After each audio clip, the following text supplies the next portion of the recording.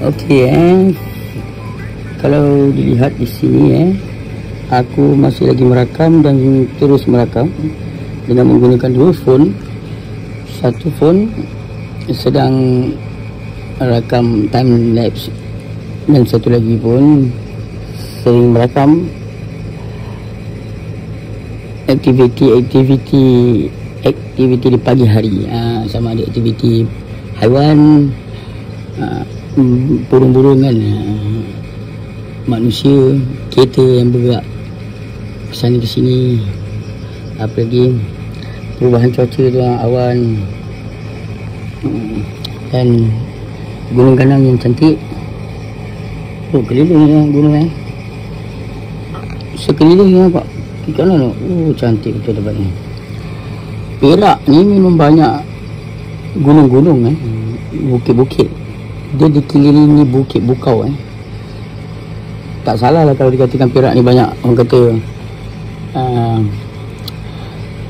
tempat-tempat yang tersembunyi yang masih cantik lagi kan. Macam semalam pergi tempat kampung orang asli kan, pergi Kuala Lumpur, pergi apa nama lah tempat tu, macam lah.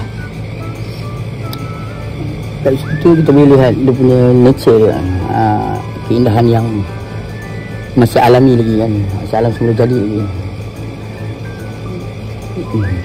Hari ni aktiviti kalau dah sampai Ipoh ni mungkin aktiviti bandar kot. Tengoklah macam mana Mem punya perancangan nanti. Tapi dia cakap nak pergi tengok gajah. Kalau nak pergi tengok gajah kena turun daripada Perak ni, kena pergi ke Pahang. Pahang dalam jarak dia, kalau ikutkan perjalanan normal 5 jam lebih. Tak ada masalah kot kalau tak jam. Kalau jam mungkin pergi dalam 10 jam kot kan, pasal cuti-cuti ni. Jadi apa-apa pun stay tune tengok.